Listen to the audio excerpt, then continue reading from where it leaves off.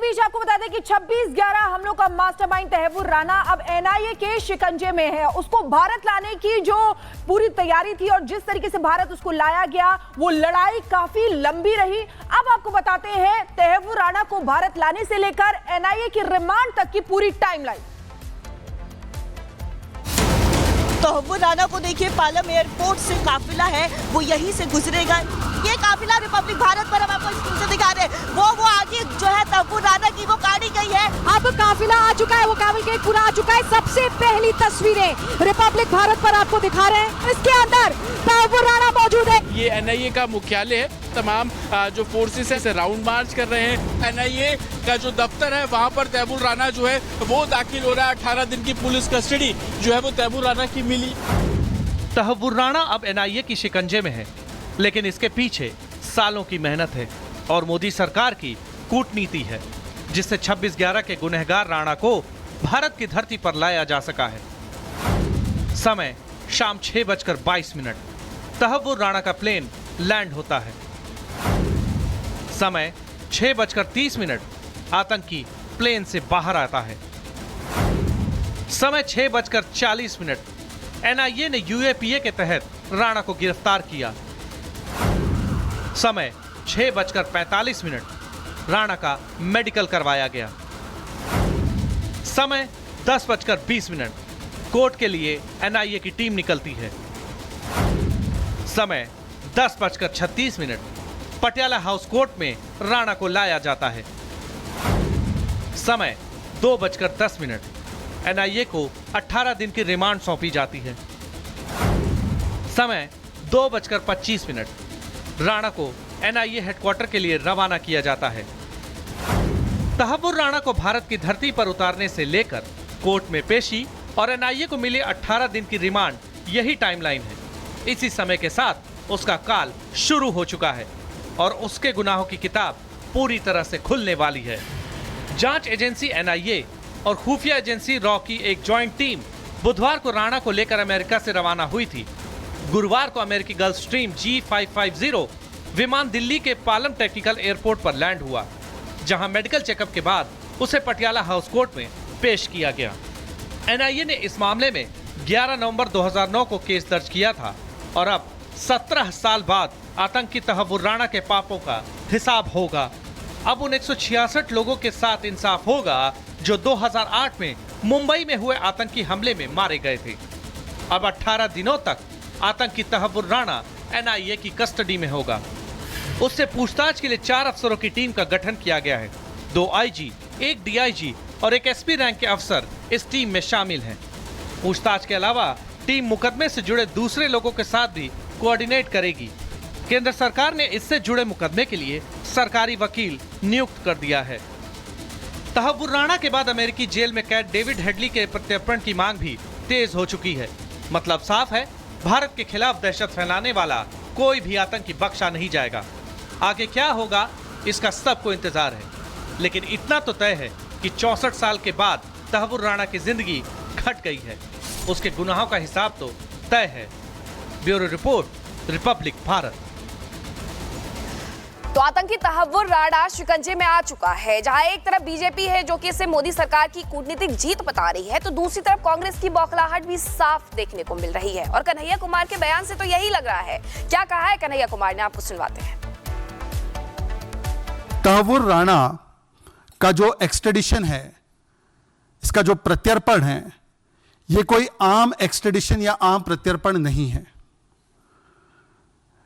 यह नए भारत के संकल्प का प्रतिबिंब है, जिसे 2019 में प्रधानमंत्री नरेंद्र मोदी जी ने परिभाषित करते हुए कहा था कि अगर कोई भारत की एकता, अखंडता, सुरक्षा, अस्मिता या किसी भी निर्दोष भारतवासी पर हमला करेगा और ऐसी जुर्रत करेगा, तो भारत, नया भारत, ऐसे आतंकी को चाहे पाताल से ही क्यों नहीं, खोज कर न्याय के पथ पर लाने का काम करेगा और इंसाफ की दहलीज पर पहुंचाने का काम करेगा।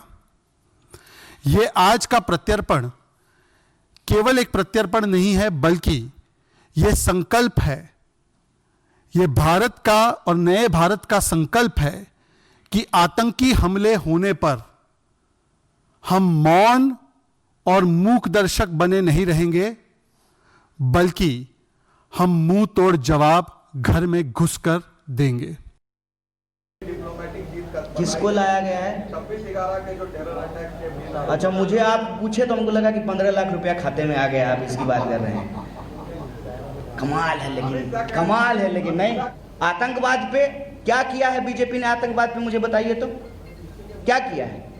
सब कुछ को जो है एक भावनात्मक मुद्दा बना करके, इंसान को आपस में लड़ा करके, देश का जो है ध्यान भटका करके देश की संपत्ति लूटी जा रही है। मेरा सिंपल सवाल है, इकोनॉमी अगर 5 ट्रिलियन की हो गई, 5 ट्रिलियन की, तो कौन 80 करोड़ लोग हैं जो 5 किलो अनाज लेकर के जी रहे हैं? इसी बीच आपको बता दें कि 26/11 हमलों का मास्टरमाइंड तहव्वुर राणा अब एनआईए के शिकंजे में है। उसको भारत लाने की जो पूरी तैयारी थी और जिस तरीके से भारत उसको लाया गया, वो लड़ाई काफी लंबी रही। अब आपको बताते हैं तहव्वुर राणा को भारत लाने से लेकर एनआईए की रिमांड तक की पूरी टाइमलाइन। तहव्वुर राणा को देखिए, पालम एयरपोर्ट से काफिला है वो यहीं से गुजरेगा। ये काफिला रिपब्लिक भारत पर हम आपको स्क्रीन से दिखा रहे हैं। वो आगे जो है तहव्वुर राणा की वो गाड़ी गई है। अब काफिला आ चुका है, वो कावलगेट पूरा आ चुका है। सबसे पहली तस्वीरें रिपब्लिक भारत पर आपको दिखा रहे हैं। इसके अंदर तहव्वुर राणा मौजूद है। ये एनआईए का मुख्यालय है। तमाम जो फोर्सेस है राउंड मार्च कर रहे हैं। एनआईए का जो दफ्तर है वहां पर तहव्वुर राणा जो है वो दाखिल हो रहा है। 18 दिन की पुलिस कस्टडी जो है वो तहव्वुर राणा की मिली। तहव्वुर राणा अब एनआईए की शिकंजे में है, लेकिन इसके पीछे सालों की मेहनत है और मोदी सरकार की कूटनीति है, जिससे 26/11 के गुनहगार राणा को भारत की धरती पर लाया जा सका है। समय शाम 6:22। तहव्वुर राणा का प्लेन लैंड होता है। समय 6:30। आतंकी प्लेन से बाहर आता है। समय 6:40।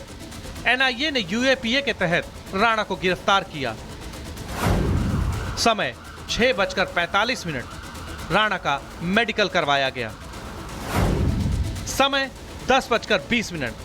कोर्ट के लिए एनआईए की टीम निकलती है। समय 10:36। पटियाला हाउस कोर्ट में राणा को लाया जाता है। समय 2:10। एनआईए को 18 दिन की रिमांड सौंपी जाती है। समय 2:25। राणा को एनआईए हेडक्वार्टर के लिए रवाना किया जाता है। तहव्वुर राणा को भारत की धरती पर उतारने से लेकर कोर्ट में पेशी और एनआईए को मिले 18 दिन की रिमांड, यही टाइमलाइन है। इसी समय के साथ उसका काल शुरू हो चुका है और उसके गुनाहों की किताब पूरी तरह से खुलने वाली है। जांच एजेंसी एनआईए और खुफिया एजेंसी रॉ की एक ज्वाइंट टीम बुधवार को राणा को लेकर अमेरिका से रवाना हुई थी। गुरुवार को अमेरिकी गल्फ स्ट्रीम G550 विमान दिल्ली के पालम टेक्निकल एयरपोर्ट पर लैंड हुआ, जहां मेडिकल चेकअप के बाद उसे पटियाला हाउस कोर्ट में पेश किया गया। एनआईए ने इस मामले में 11 नवंबर 2009 को केस दर्ज किया था और अब 17 साल बाद आतंकी तहव्वुर राणा के पापों का हिसाब होगा। अब उन 166 लोगों के साथ इंसाफ होगा जो 2008 में मुंबई में हुए आतंकी हमले में मारे गए थे। अब 18 दिनों तक आतंकी तहव्वुर राणा एनआईए की कस्टडी में होगा। उससे पूछताछ के लिए 4 अफसरों की टीम का गठन किया गया है। 2 आईजी, 1 डीआईजी और 1 एसपी रैंक के अफसर इस टीम में शामिल हैं। पूछताछ के अलावा टीम मुकदमे से जुड़े दूसरे लोगों के साथ भी कोऑर्डिनेट करेगी। केंद्र सरकार ने इससे जुड़े मुकदमे के लिए सरकारी वकील नियुक्त कर दिया है। तहव्वुर राणा के बाद अमेरिकी जेल में कैद डेविड हेडली के प्रत्यर्पण की मांग भी तेज हो चुकी है।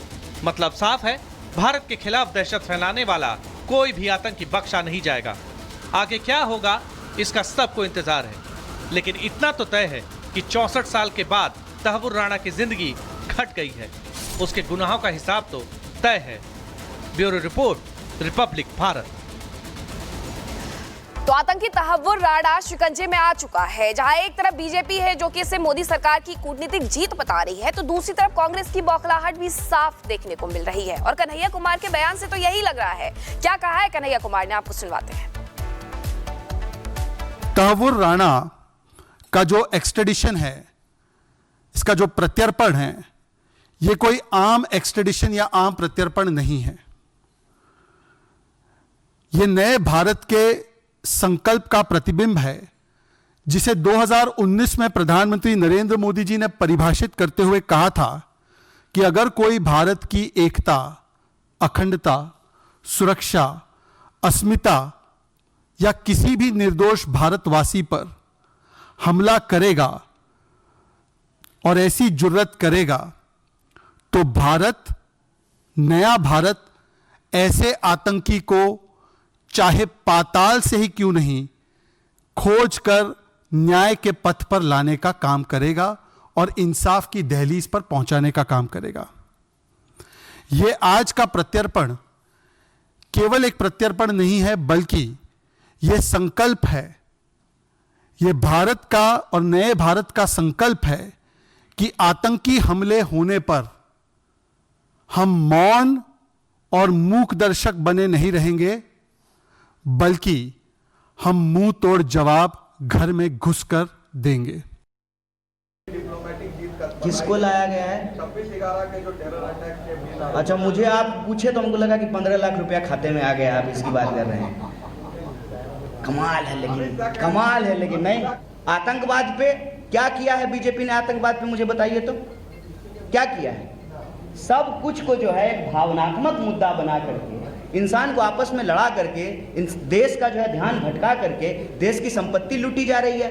मेरा सिंपल सवाल है, इकोनॉमी अगर 5 ट्रिलियन की हो गई, 5 ट्रिलियन की, तो कौन 80 करोड़ लोग हैं जो 5 किलो अनाज लेकर के जी रहे हैं?